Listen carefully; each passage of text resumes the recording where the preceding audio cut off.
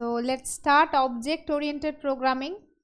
Mainly in object oriented programming, conceptual area, theory, and with that we will do practice question also, because this is a confirmed topic. You are getting always question from this object oriented programming. Different concepts are there. Especially I will focus on C++, where you are getting question.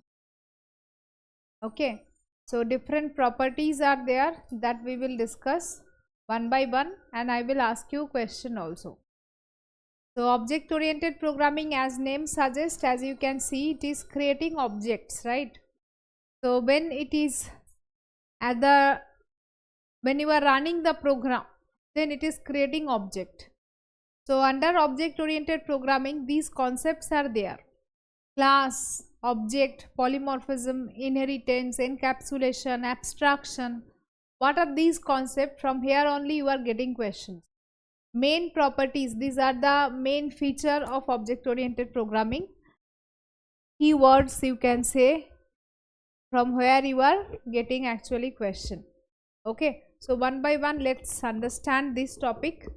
What is this? First one is class and object. Class means whenever you are writing the program, you are creating the class. You can see this is a class person. In a class there will be some member and some function, that is called class member and member function. Now this class, when you are running, then it is creating a memory space, that is the instance. This is called object.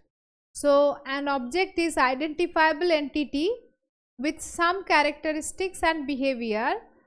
An object is an instance of a class when you are running it actually. When a class is defined, no memory allocated. When you are writing the program, when you are defining the program, memory will be not allocated. But when you want to run it, then according to the requirement, instance will be created and memory will be allocated. That's why it is called object, right? Now here, what is encapsulation and abstraction? Encapsulation, with the name only you can understand. Capsule, just like a capsule, you can see. Method and variable bind together. That's why it is called capsulation. Encapsulation, you are binding them together. And abstraction means hiding. You are hiding something. Data abstraction is one of the most essential important part of the object oriented programming, because we are maintaining some policy that yes, this one cannot be accessible by everyone. We can make some restriction. It helps the group of data and members function using the available access. The class can decide that which data member will be visible outside the world, which one everyone can access, which one everyone cannot access. This can be done by the abstraction. That's why it is a very important property of object oriented programming. Now you can see these are the access modifier, means whenever you are hiding the data, there are some access modifier, right? You can see this is public, private and protected. These are the three. And if we do not specify any access modifier, then member inside the class, then by default the access modifier of the member will be private. So many times question came from here. This line is a very important line, and that's why I make it red. Write down this line in your notebook. Multiple examiner, multiple time they ask this question. So it is a very important line. If you did not specify, then it will be by default private. Most of the time students are doing mistake as public. See that my target is to hide my data. So by default I will hide it.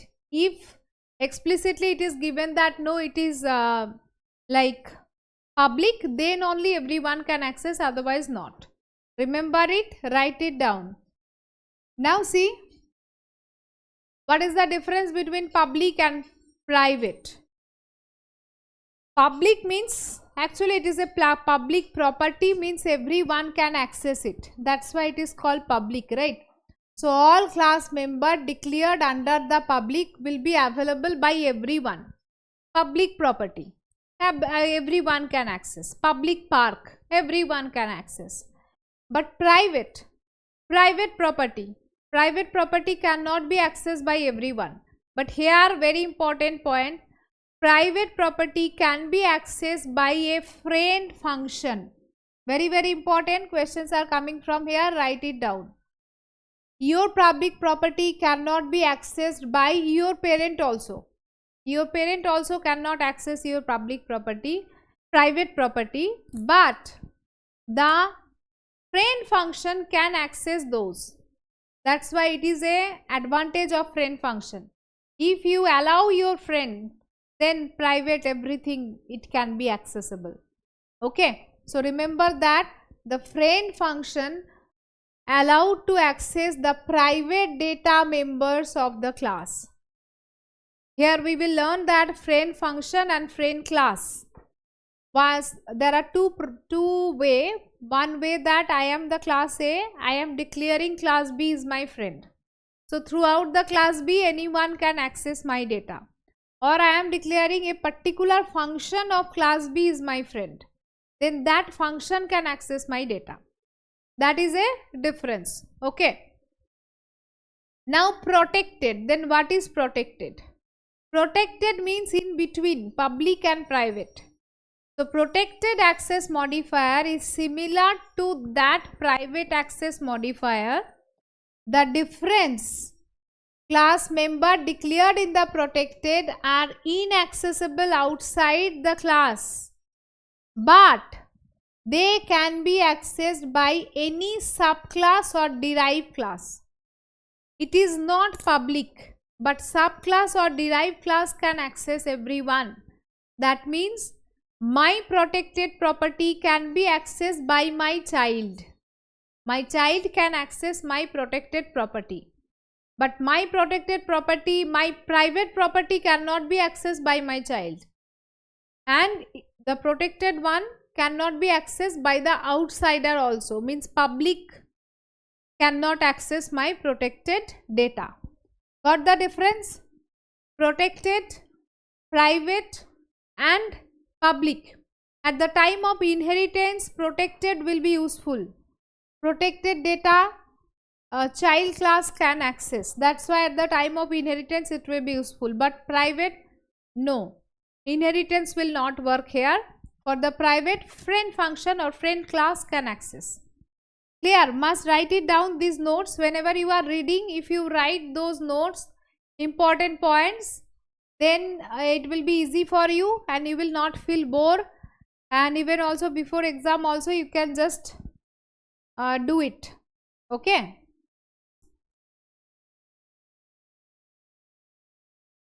Scope resolution is for the inheritance. We are coming. How we are using scope resolution operator for the friend function, how we are writing code, that I am coming.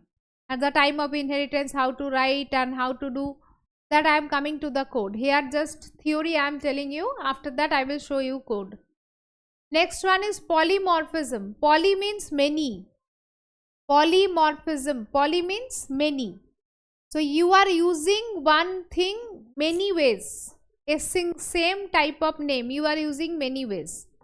So polymorphism, here you can see the word polymorphism means having many form. That's why name poly.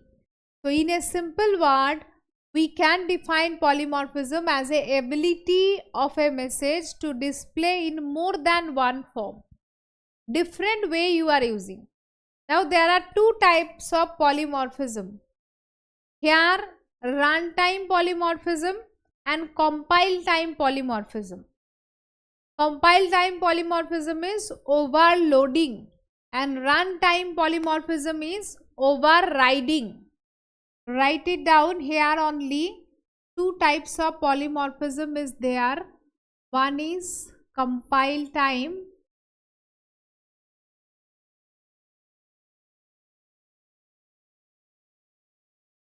Another is run time. Compile time is overloading. And run time is overriding.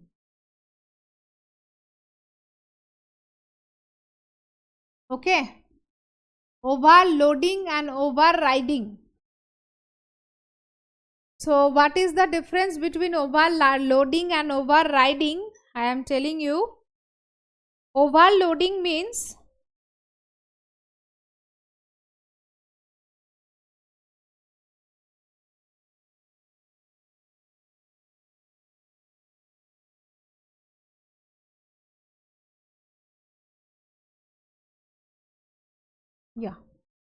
so overloading is two types. One is operator overloading, another is function overloading. Operator you can use in different way, like plus operator I am using in multiple purpose, and function overloading, a single name, add function I am using in different way. How we are using? Here I am showing you a code. You can see that here, just like one example I will tell here only. This is, you can see, sum. This is also sum, this is also sum, same name, but I am passing different argument. Here I am passing 3 argument, here I am passing 2 argument. So it is function overloading. Function overloading means I can change the number of argument, I can change return type, I can change the type of argument also.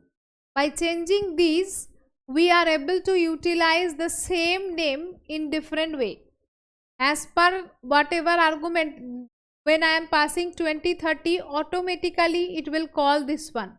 When I pass 20, 30, 40, 3 arguments are there, automatically it will pass this one. Right? So this is your operator overloading. Clear? This is your operator overloading. Okay? Operator not, sorry, function overloading. This is called function overloading. Johnson ma'am, could you solve the programming code? Here last class I was solving programming code, and even also I have uploaded so many classes. Please watch that. There also I solved so many programming code. Here this theory is important. Object oriented programming, that's why I am discussing. I solved so many questions last class, and even also there are so many classes I have uploaded for each and every programming. Please watch it, then I will come back again, and you have to solve by yourself also. Everything I will explain, it will not work. You will feel that okay, I am able to understand, but when you are trying, you are getting stuck. After that I will explain, that will be good for you. So that's why first all the 10 classes are there in programming folder till now.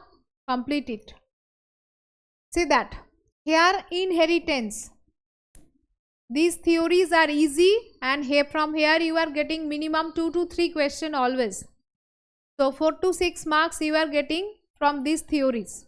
So it is important. Now come to inheritance. In inheritance means what? Inheritance means we are reusing, reusability.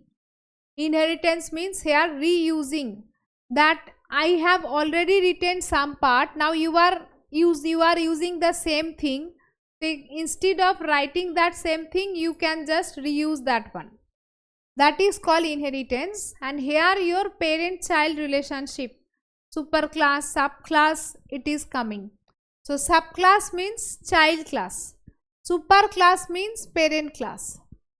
So here mainly it is focusing on the reusability. Just like that, it is an animal class. In animal class I will write the main properties of an animal. After that, whatever X means special property of dog will be written here, special property of cat, special property of cow will be written here. So unnecessary, no need to write same code again and again. Instead of that, the common properties we are keeping here, and the different properties we are keeping here. This is the advantage of inheritance. Now you can see there are 3 modes of inheritance. This is most important, from where you are getting question. I am explaining as per exam perspective, and I will ask question also. Those who are not listening, they will give wrong answer, and then you have to do 100 times sit up. Remember that. I am explaining everything and I will ask you question also. So public mode. Public mode means, understand very carefully, it is very important. I am telling you, 100% attention focus required. 3 way of inheritance mode, multiple time different way questions are coming from here. So if we derive a subclass from a public base class, okay, we are deriving one subclass from a public base class, then the public member of the base class will be public. Means in a public mode, whenever you are inheriting, then public members will be public, and protected member of the base class will become protected of the derived class. Remember one thing, at the time of inheritance we will just talk about public and protected, because private anyhow anyway you cannot access. Here only you are doing the mistake. Most of the time you are thinking, whenever I am doing in private mode, that means I can access the private property of my father. Not at all. Understand it. A private property anyhow cannot be accessible, whatever mode you are using. Mode means, why we are using mode? The private mode means what? Private modes means, if we derive a subclass from a private base class, then both public and protected member of the base class will become private. That means I am inheriting my parent class in private mode. Then the public property of my father and the protected property of my father will become private. My father was very my father is a very good person. There are so many public property. He allowed that to access everyone. Some protected properties are also there, but I am very much greedy person. So what I am doing, I am inheriting all the properties, and in private mode, whatever public properties were there, I am making private. Protected property also I am making private. That is the meaning of private. But that does not mean I can access my father's private property. Anyhow not accessible. Is that clear? Here only you are doing mistake. So the private member in the base class cannot be directly accessed. Only friend function can access it. Then what is the meaning of protected mode? Protected mode means, here both public member and the protected member of the base class will become protected. That's the difference. Public also making protected. In what mode you are doing inheritance, it will be converted in that. Here you can see the chart. Using chart it will be easy for you. Type of inheritance, and these are the different things what was there in base class. When I am doing type of inheritance using public, then public will be public, protected will be protected, private will be not accessible. Anyhow you see that privates are not accessible. But when I am doing in protected mode, then public become protected and protected become also protected. The public one become protected, protected one also become protected. And in the private inheritance, public become private and protected also become private. Clear to everyone? Pakka clear? Sure? From here you are getting different types of question. Please listen, understand, so that you can solve the question. First I will explain all the concept, then I will ask you question. First listen to the concept, because all concepts are related. Suddenly one question cannot be done. When you completed all the concept, then I can go to the question. Here you can see the types of inheritance. First of all, single level inheritance means one base class, one derived class. Very simple one. One base class, one derived class. This is single inheritance. Now next one, multiple inheritance. Multiple means more than one base class. Two base class are there, one derived class. That's why it is called multiple inheritance. Next one, multi-level. Grandfather, father and you. That's why it is multi-level. Class C is the base class of class B. Class B is the base class of class A. That's why it is called multi-level inheritance. Right. Next one, you can see hierarchical inheritance. Hierarchy, as you can see, we are making hierarchy here. This is the main, like maybe your grandfather, this is your father, this is your uncle, and these are your cousin, and this is you, and this is your sister. Like that, it is called hierarchical inheritance. Right. Next one, hybrid inheritance. Hybrid inheritance means combination of two types of inheritance. Here you can see combination of hierarchical and multiple inheritance. Here this one is hierarchical and this one is multiple inheritance also. Combination of hierarchical and multiple together. That's why we are telling it's hybrid inheritance. Okay. Here I told you that compile time and run time polymorphism. Here there is a mistake. To the virtual function only we are doing overriding. Overriding possible through virtual function. How it is, I am telling you. Here you can see the code of overloading. When we are doing function overloading, as you can see, this is the function. Here function I am passing one argument integer x. Here this is same name function, I am passing one argument with different type. This one is integer but this one is double here. And here also I am using function but two argument, different name, different type, integer and integer y. So at the time of function overloading you can change number of argument, type of argument or return type also. By changing this you are doing overloading here, right? Now what are the operator cannot be overloaded? Very important. So many times, 100 examiners ask this question. This is a examiner's favorite topic. Whatever I am marking star mark, please write it down in your notebook, because multiple times they ask the question, what are the operator cannot be overloaded?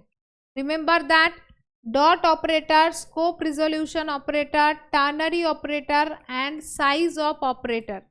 These are the four operators you cannot overload. Okay, write it down. You are getting questions from here, that's why I am making star mark. You can also note it down in your notebook. Now see, runtime polymorphism here. As I told, runtime polymorphism is possible using virtual function, which is most important. From here also you are getting multiple time question. Listen to me carefully. What is virtual function? Pure virtual function, abstract class, and how the overriding is possible. What is the meaning of overriding? too much important area of object oriented programming. Here overriding we are doing. Here the function with the function name, when we are using the keyword virtual, we are using a keyword virtual. By using the virtual keyword with the function, we are making that function as virtual. Why? What is the importance? Importance is that maybe I am trying to declare a function, but I don't know exactly what properties I am going to add there, or I am not sure about that what are the rule I want to apply.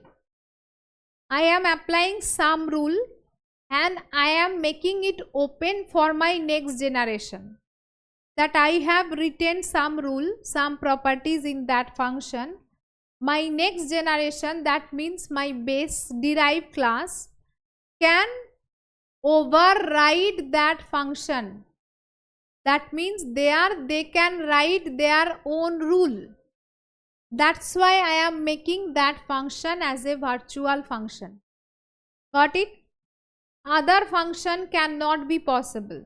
In any normal function, whatever rules I have already applied, whatever code I have already written, my derived class can access it, can use it, but cannot change it. But when I am making a virtual function, then my derived class can change it. Means I am giving the opportunity to my next generation to override my rules. Got it? That is very important, because whatever previous generations are making, next generations are always changed. They are changing their mentality, their everything change. So they have to rewrite, they have to override. That is possible using virtual function only. How it is? Here these are the rules of the virtual function, which is most important. You are getting question from here. These rules, these properties are most important. Statement type questions you are getting from here. Virtual function cannot be static and cannot be the friend function of another class, because if you are making it static, then it cannot be changed. That's why it cannot be static, and it cannot be the friend function of another one also. Next one, virtual function should be accessed using pointer or the reference of the base class.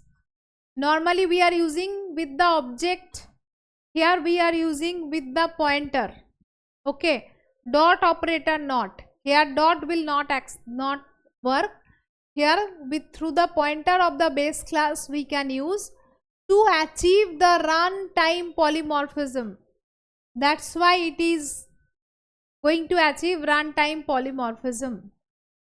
The prototype of the virtual class should be same in the base class as well derived class. Both need to be same. And they are always defined in base class and override in the derived class. At the time of writing the code, at the time of declaring the function, the base class has to declare it as a virtual. If the virtual keyword is not there, then you cannot override it. So it is required, and it's not mandatory for the derived class to override. Here also very important. Here the abstract class concept is coming. I am declaring one virtual class, virtual function. Now I am not writing any body, and a single line is also not there.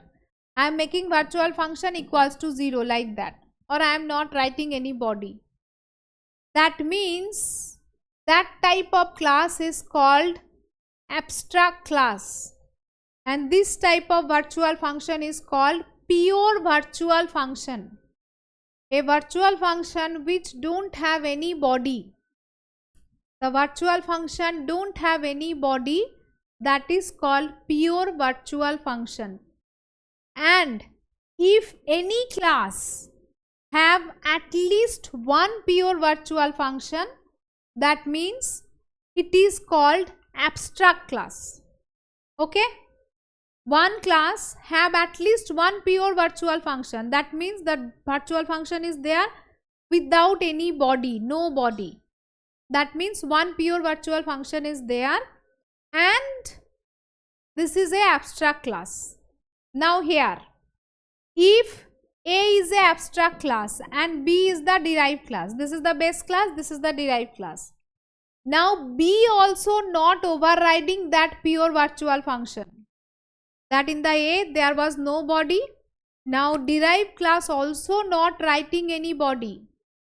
Then the derived class will be also treated as abstract class. Because it was no body, derived class also did not overwrite. That is also abstract class. Got it? Here, understand the meaning.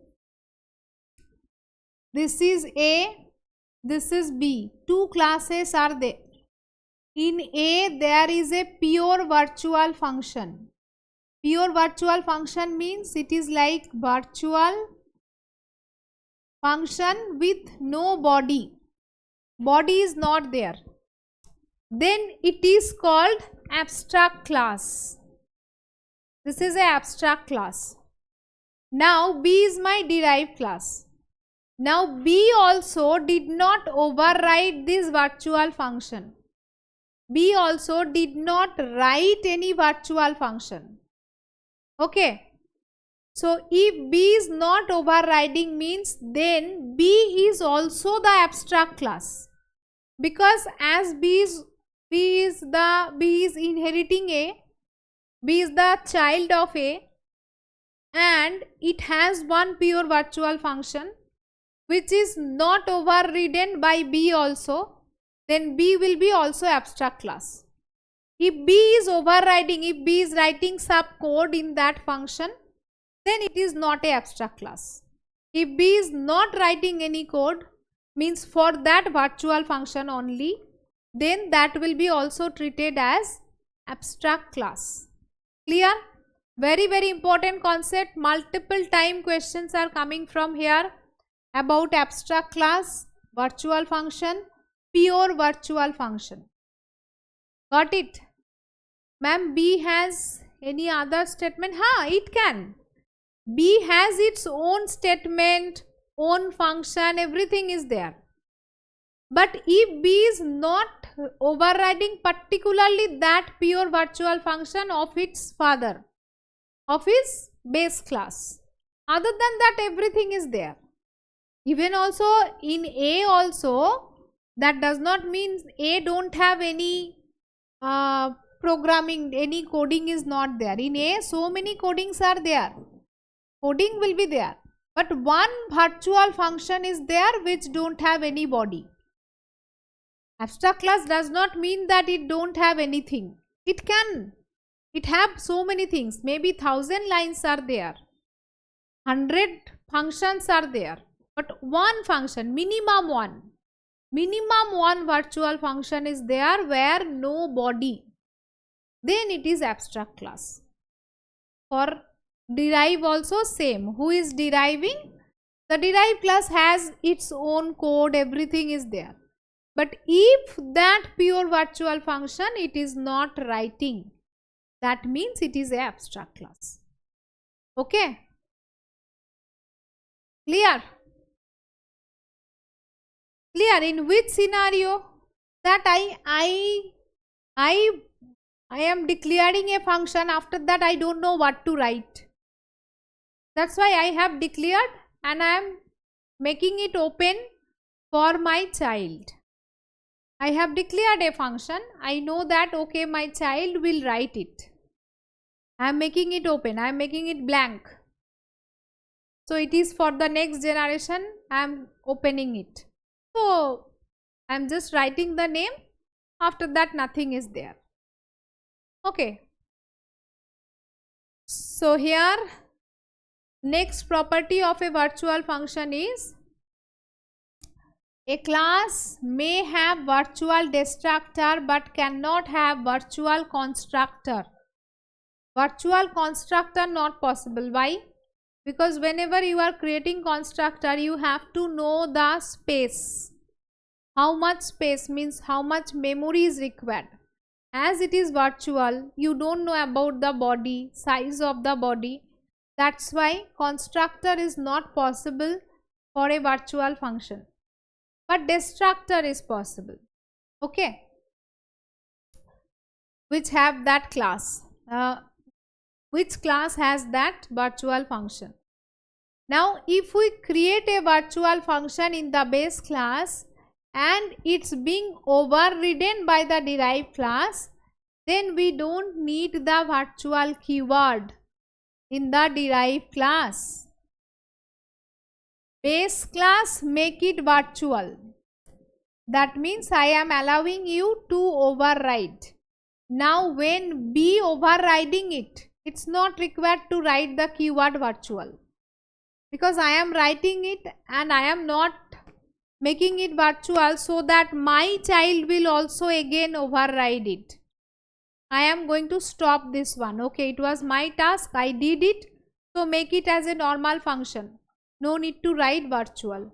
If you think that okay, I am overriding some rule of my father, I want to allow that same function for my child also, then you can use the virtual, otherwise not required. Got it? So please read these all line and note it down. These all the lines are most important, rules are most important, from where you are getting question.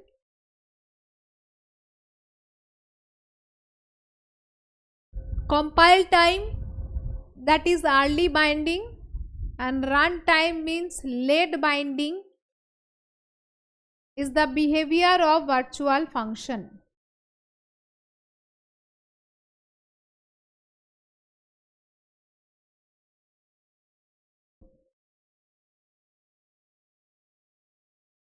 Now here just now whatever I told about pure virtual function, you can see that a class is abstract if it has at least one pure virtual function.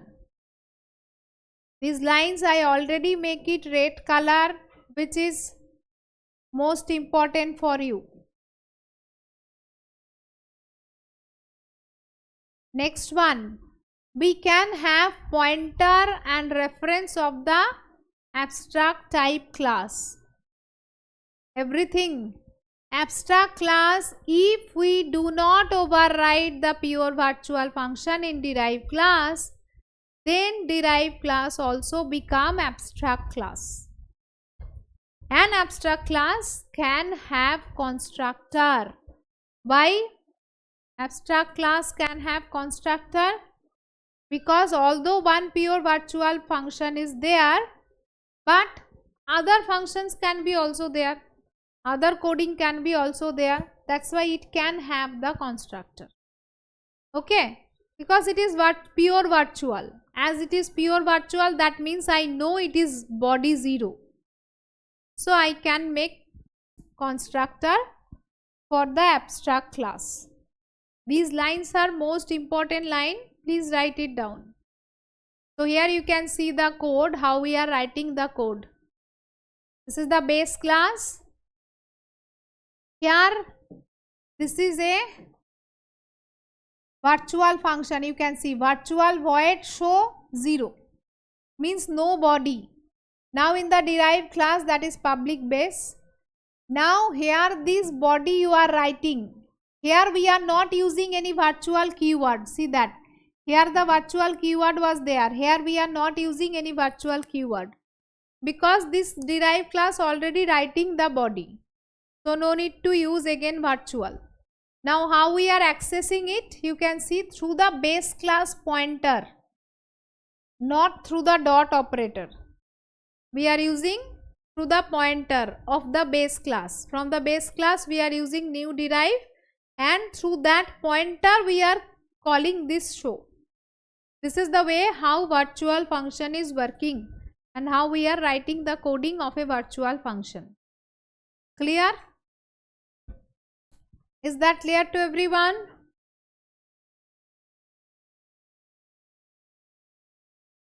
And these are the characteristics of abstract class. Abstract class cannot be inherited, but pointer and reference of the abstract class type can be created. Abstract class can have the normal function that just now I told. It can have the normal function and variables with a pure virtual function. It's not like that anything is not there. It can be, so many things can be there. What was your doubt? You are thinking that okay, nothing is there. That does not mean. Abstract class can have normal function also with at least one pure virtual function. Abstract class are mainly upcasting, mainly used for upcasting, so that derived class can use its interface. Now, class inheriting in the abstract class must implement in the pure virtual function, or else it will become again abstract if derived class is not writing. Now, because an abstract class is incomplete class, we cannot create the instance or object of the abstract class because it is incomplete. You have a pure virtual function, that one not written. That's why you cannot create any instance or object of a abstract class. Got it? Clear? All the points going to your mind or not? All these points are most important and 100% sure you are getting question from here. 100% sure I am telling you. Now you can see the order of constructor and destructor. How we are calling constructor, how we are calling destructor. This is the code, right? Here, just like how we are inheriting, you can see this is the first base class parent.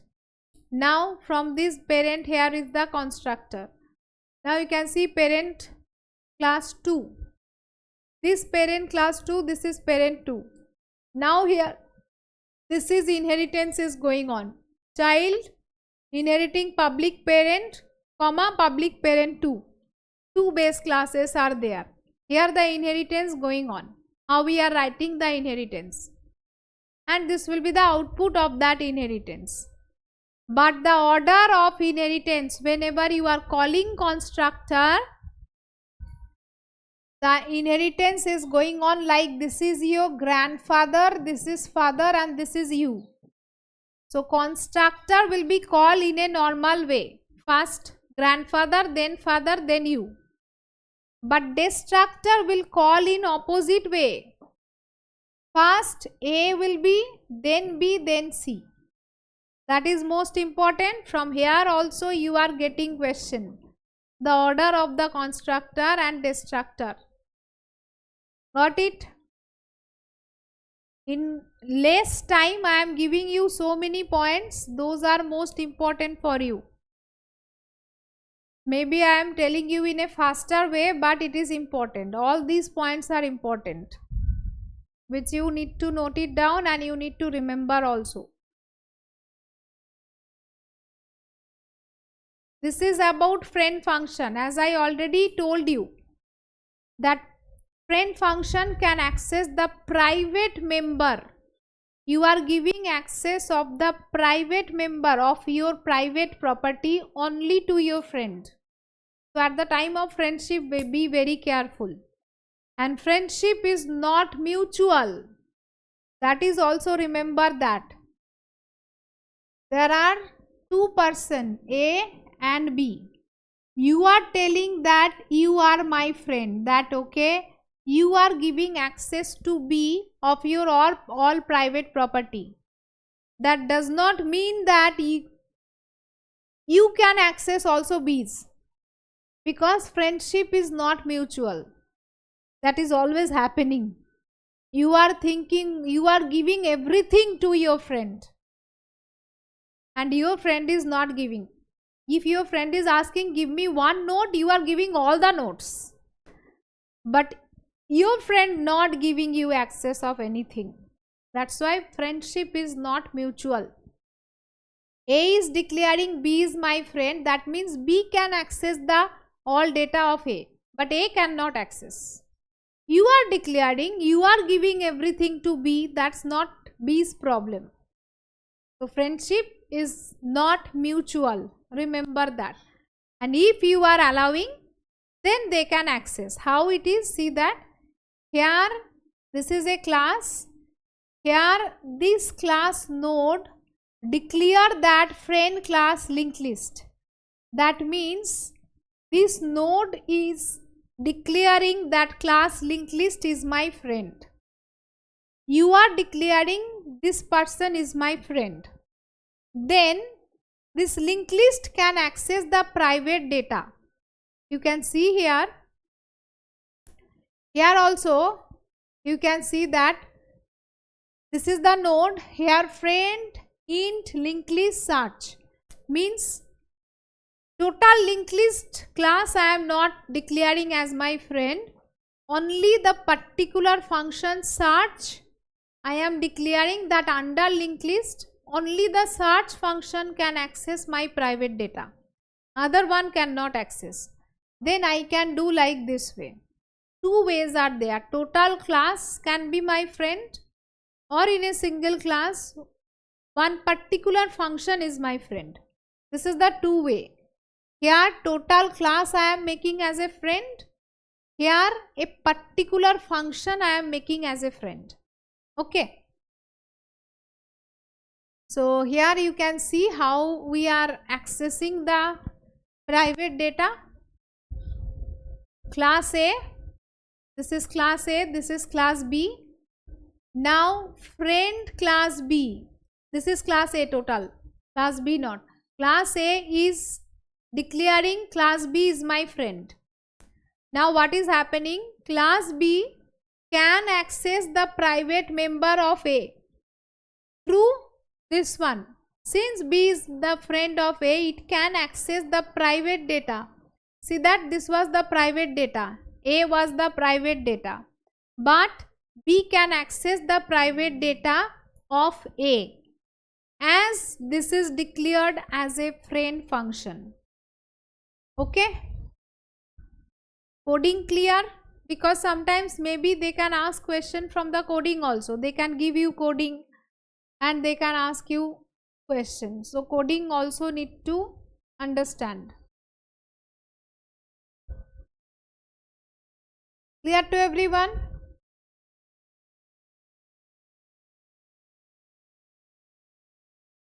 So you are accessing through the main.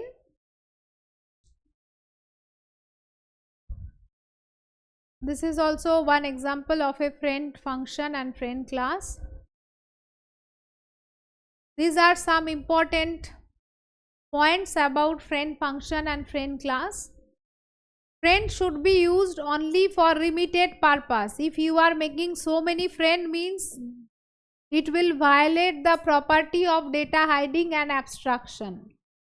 So that's why for limited friendship is required. Limited purpose. Too many function external classes declared as a friend without protected and private means it is violating the object oriented programming, encapsulation and abstraction. Right. Friendship is not mutual. A is telling B is my friend, that does not mean B is telling also A is my friend. Friendship is not inherited.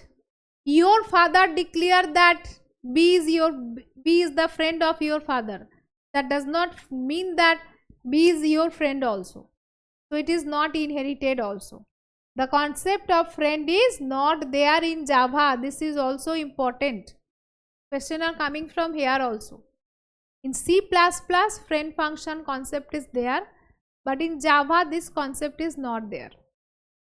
Okay.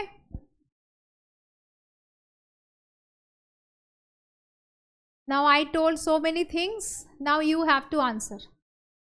Now it's your turn to answer. Give me the answer.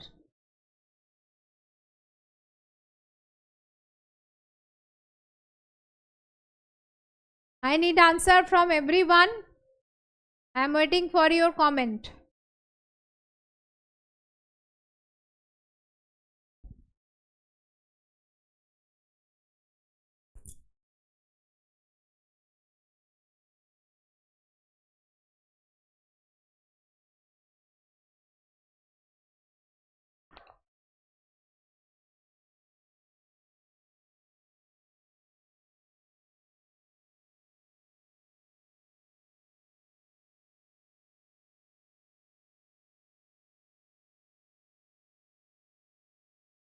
Answer.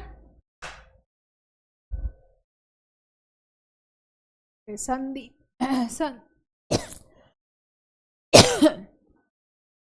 Sandeep, Nahela, Susuma, Rajita, Ruchika, Jaspreet.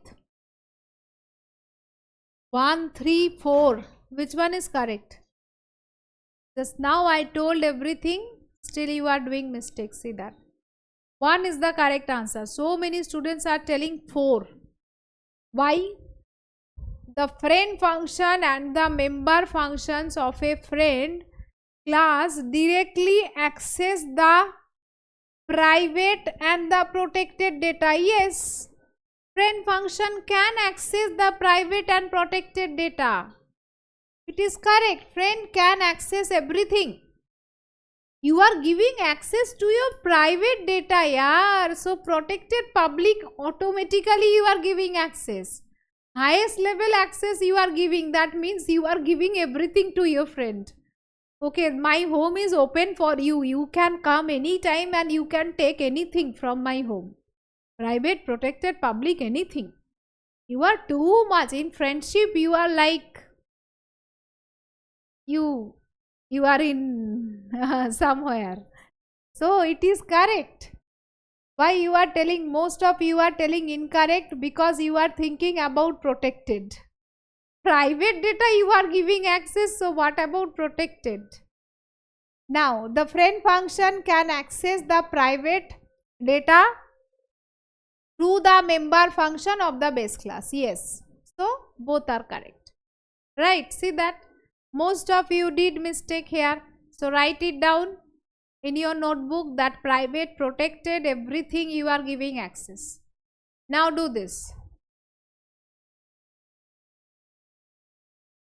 Those who did the mistake, write it down that private and protected, public, everything friend can access.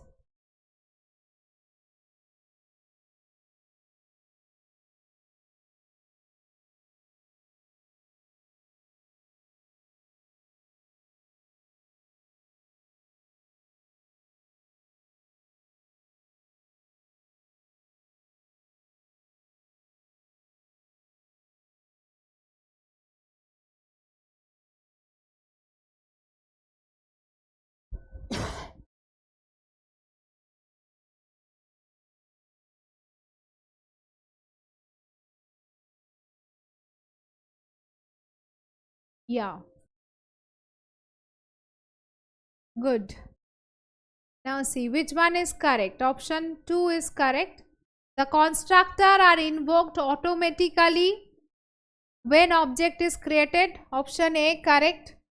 Option B, constructor do not have the return type. That is also correct. Not even void. This is also correct. Constructor can declared as virtual, not virtual constructor, not possible. Right? Yes. Now see, do this. No, poll I am not giving, because in poll I cannot see that who is doing mistake. And that much question is not there, because with the concept I am asking question. Tomorrow we will do with poll. Tomorrow so many questions will be there, we will do with poll, okay? Today I want to see how many of you are doing mistake.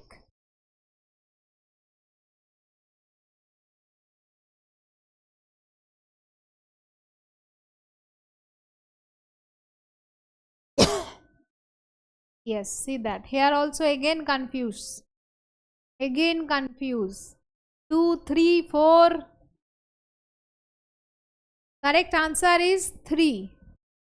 Meghna, Ruchika, Nirosha, Suresh. Why you are telling 2? Virtual function do not permit calling of derived function using base class pointer.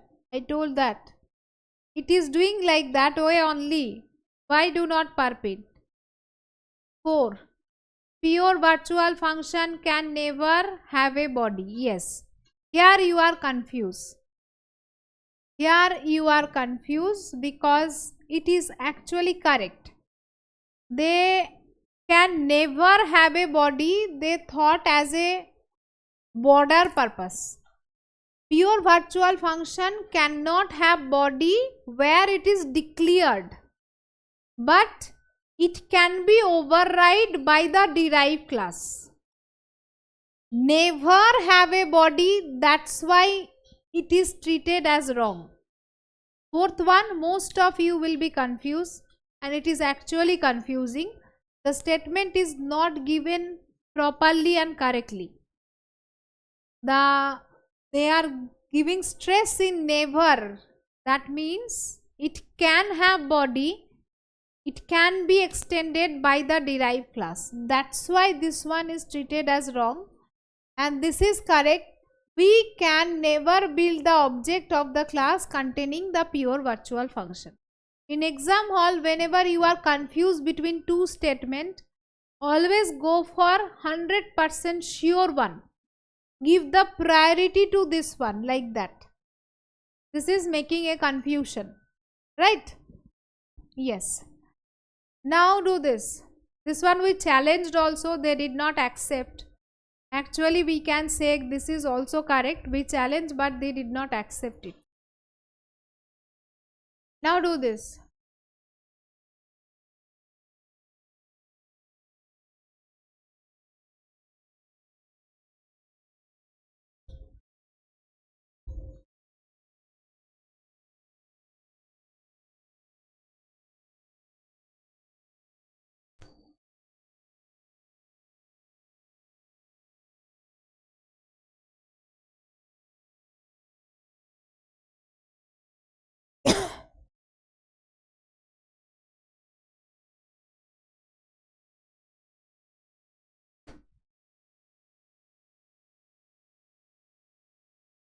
This is the direct question actually. The dates, how we are writing it outside the class. This is the correct syntax. Option 1 is the correct syntax. Now you see here. This is a question of matching.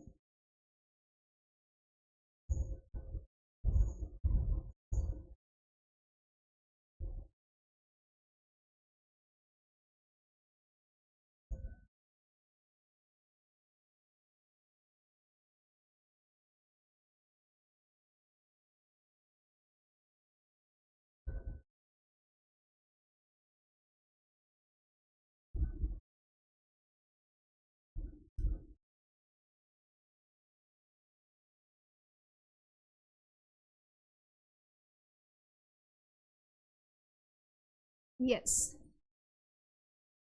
So here option 2 is correct answer. Just read it. If the implementation of generated or derived class differ only through the parameter we have. Just like that, we are using PowerPoint template, right? In PowerPoint template, what we are using, whatever content we are doing, we are using in same template. Means structure is same, in the content, in the argument we are changing something. This is the concept of template.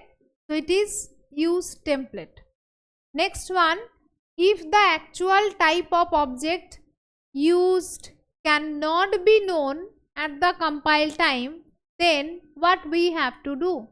Definitely then we have to use the class hierarchy, because through the runtime polymorphism we can do it. Next one, inheritance. After inheritance, in runtime we can write it, that we have learn in pure virtual function, right, and virtual function. Online operations are essential and templates are used. Then we have what? Then we have improve runtime efficiency. We can improve the runtime efficiency to gain access for the differing instance of the derived class to the base class. We have to use explicit casting. This is called explicit casting. From the question itself, write down these statements. What is explicit casting?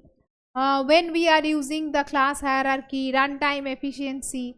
From the matching itself, make your one-liner notebook. Now only 2 months left for your exam and KSET exam in month of November, as you told that. So whatever KSET exam is there, ISRO exam is there, those who are preparing for ISRO, I don't know here someone is there or not, but some students are there. Those whatever exam you are preparing, always remember through the PYQs, whenever you are solving PYQs, try to make the notes. From the PYQs itself, prepare your one-liner notebook. Prepare your my mistake notebook, mind mapping notebook. It will be very much helpful for your exam purpose.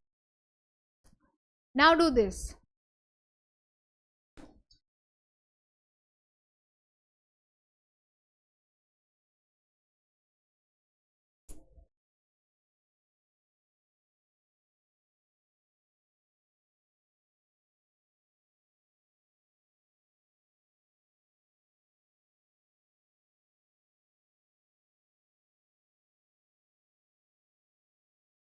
EG set is also there, yes.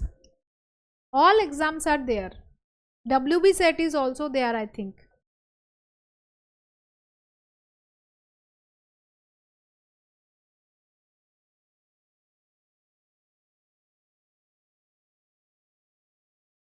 Yes.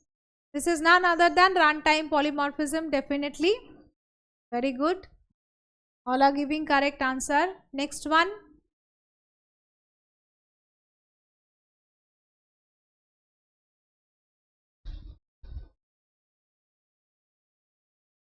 Inheritance provide the benefit of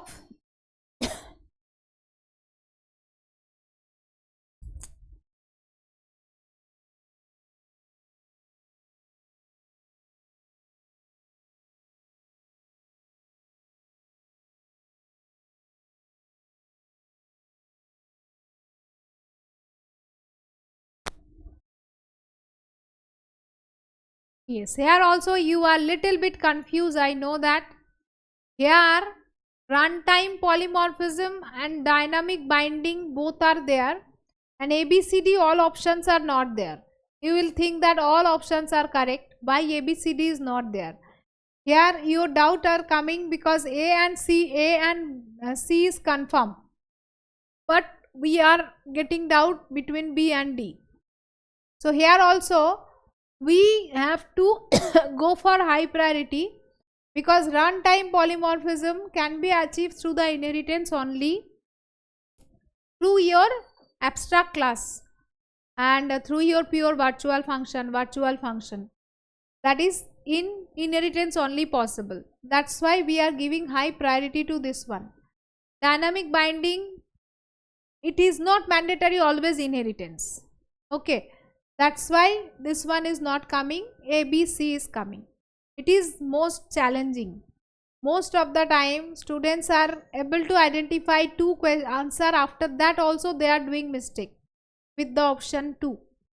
So how to set the priority, that is also important. Theory questions are more tricky rather than direct programming question. Theories are more tricky because they are making options confusing. That is the main problem. Now you see here, this is a matching.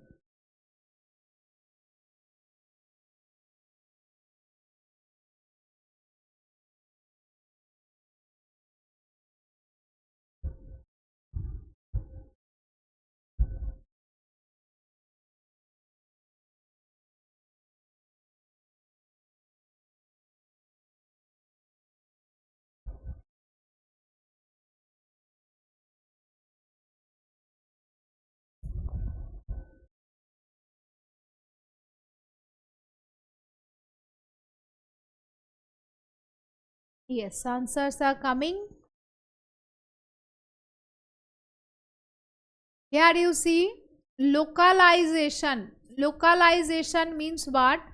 Characteristics of a software indicate the manner which information is concrete in the program. That means locally which one you are accessing. So this is called localization. Packaging or binding of a collection of item, that is encapsulation. Encapsulating together all that is encapsulation. Next one you can see information hiding. Here you will be confused. Data hiding and information hiding. You will think that abstraction. Abstraction is not information hiding. Most of you will do mistake with D with 2. You will think that D with 2 and you will make this answer, but this will be wrong. At the time of matching you have to be very careful here also. You see that if you are making information hiding with this one, others are not matching correctly. And that's why here mainly problem is happening with C. If I am making C with 4, you can see mechanism that enable designer to focus on essential detail of the program component. That means only essential part I am reading, I am giving access. Suppressing the operational detail of the program to the component. This one or this one. Here you will think that is it this one abstraction or this one? Which one? So most preferable one is C with 2, that is this is your abstraction, and information hiding means this one because it is suppressing. So option 3 is correct. Here this is the main problem. You are easily able to eliminate 2 options and remaining 2 options you are getting confused. Nowadays they are making question like that. And 9 out of 100 question, 90 question they are making like this way, where you will be confused between 2 options. And then your full attention and setting priority is most important. Otherwise, after doing so many, means after coming back from exam hall, you are feeling that my exam was so good, but at the time of result you are getting shocked that why this is my result. Because of this you are able to eliminate 2 options, and in remaining option you are getting confused and you are marking the wrong option. So from now only habituate yourself, very careful about this. Got it? Now see this.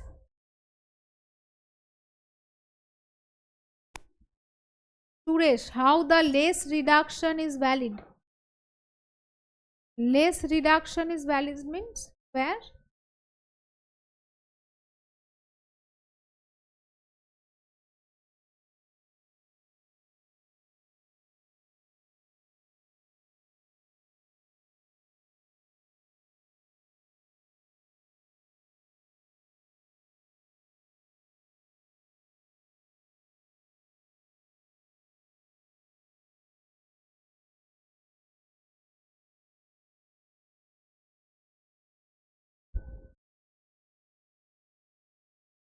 Yes.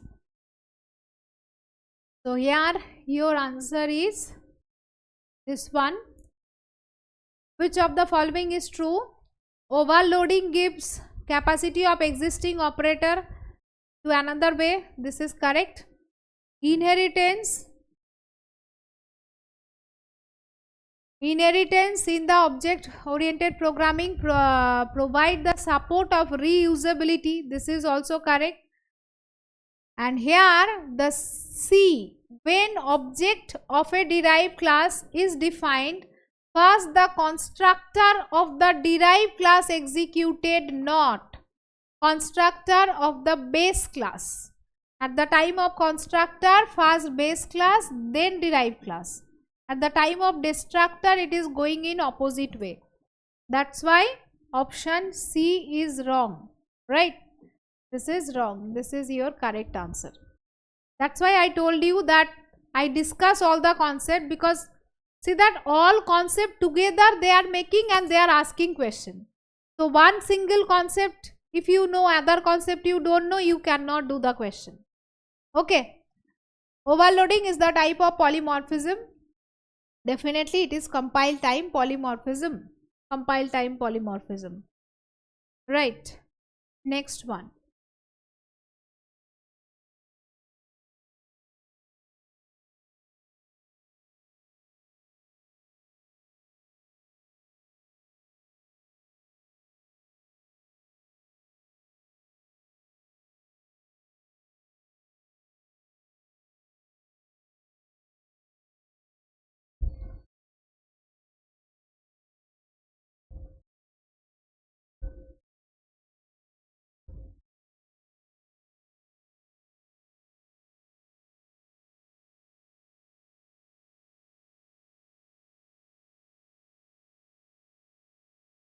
I told you repetitively that this is very important. Listen to me, otherwise you will be confused.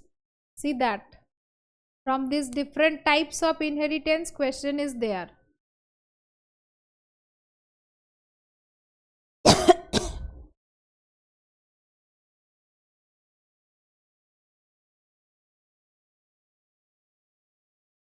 Yes, answers are coming. Most of you are giving option C and you are wrong. Most of you are giving option C. Everyone is giving option C actually. Everyone is giving option C. See that. Let A be the base class in C++. A is the base class here and B is the derived class here. Okay. B is the derived class from A with protected inheritance. Means B is inheriting A in protected mode. The mode of inheritance is protected here. Okay. When the mode of inheritance protected, what is happening? When the mode of inheritance protected means the public will be protected and protected will be also protected. So here you are thinking member function of base class B cannot access the private data of class A. That one is correct. This is actually the member function of the class B cannot access the private data of class A. This is also correct. Object of the derived class B can access the public base class of the data. So this is also correct. Now which one we should choose? It is asking you which one is false. Read question very carefully. This is true.